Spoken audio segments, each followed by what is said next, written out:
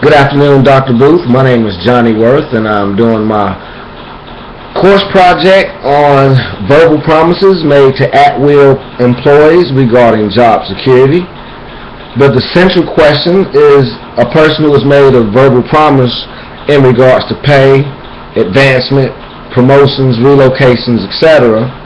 After some time has passed, are the promises kept, or are they null and void based on the at-will agreement? Can an employee sue based on a verbal promise? Can an employer sue based on unfinished work or breaches of confidentiality? My audience, of course, would be the employees and or employers, depending on what side of the fence one would be on. The issues is the legality of the work assignments. Is there access to sensitive information? Is there a probation period that is passed with none of the promises kept? Length of employment, was one promise, promotions, a pay increase? And the ethical provisions is the legal and professional.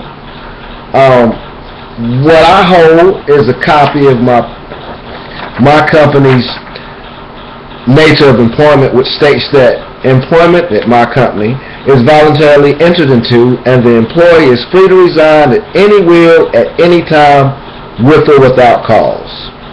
They may also terminate the employee relationship at any time, so long as there is no violation of applicable federal or state laws. And this is like Section Code 101. However, you get to Section Code 404. It says resignation is when an employee voluntarily to terminate his employment.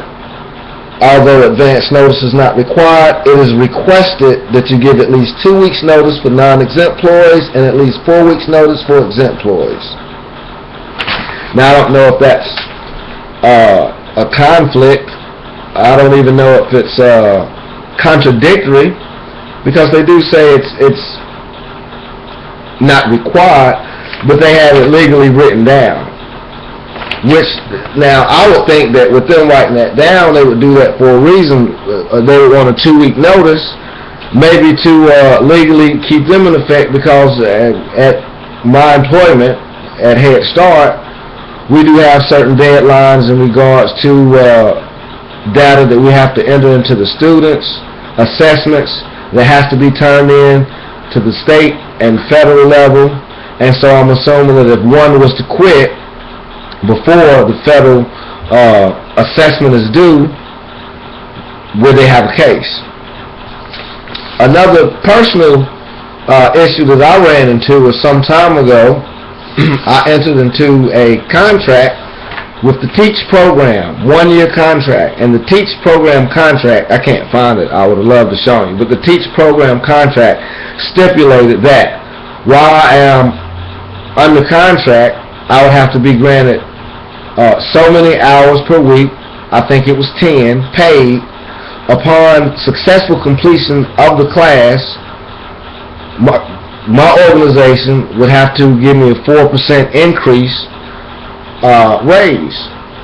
However, that never occurred. The most they did, and I'm holding up a letter, the basically says, "Dear Mr. Worth, your request for educational leave with pay has been approved for 6 hours per week." Now, the contract stated 10 hours, but Human Resources said they would only allow me 6. Now, I didn't go out and get a lawyer. I didn't go out and try to fight it because 6 hours a week was sufficient. But it did make me wonder, did they breach the contract? Also, upon completion of the TEACH program and the classes that I took, I never received a raise. I never received a 4% raise. Now, my company stated that they had to use that monies to cover me while I was gone. But that, in my opinion, I'm not a lawyer, was still, I feel, a breach of contract. They made a verbal promise to say, hey, if you go to school, we'll support you going to school, we'll support the hours that you need, and they signed a contract that said upon completion I'll receive a 4% raise. But I didn't. So, I live here in North Carolina. So, the North Carolina Department of Labor states that the term employment at will simply means that unless there's a specific law to protect employees, or there's an employment contract providing otherwise, then an employer can treat its employees as it sees fit. And the employer can discharge the employee at the will of the employer for any reason or no reason at all. Now, even though I wasn't dismissed, I guess it would fall on the lines of an employer can treat his employees as it sees fit. With that being said, instead of honoring my 4% raise, they told me that they used that money to allocate it to another teacher that covered me while I was in school. And this is the North Carolina Department of Labor. I got it offline. And the only thing that I found that employment's at-will contracts protected under is the Civil Rights, the Americans with Disability Act, and Retaliatory Employment Discrimination Act, or REGA. Basically, whistleblowers, if I was to say, hey, you guys, if I took it to Channel 6 News and said, hey, this company, this organization didn't do what they said they was going to do, then they couldn't turn around and fire me for, I guess, whistleblowing. Other than that, it was nothing legally that I could do because of the contract. It wasn't specifically stated in the contract with Head Start that they would give me a 4% increase. So the only thing they honored was giving me the 6 hours with pay. And I wish I had that paperwork. I'm sorry. I think professionally, in the ethical realm, I think it was unprofessional that they didn't honor the TEACH contract. TEACH kept their end of the bargain, which went under the TEACH contract. My classes was already paid for, so I didn't need them to pay for my class. I already had my books. Basically, TEACH was the contract basically allowed me to get an advancement and pay as well as to attend classes during my work hours allocated, and I was only allocated 6 hours. So I think it was unprofessional for my organization not to grant the 4% as they should have. Legally, there's nothing I could do about it because of North Carolina laws. Resources I used for this was legalaidnorthcarolina.org, the northcarolinabar.org, legal professionals,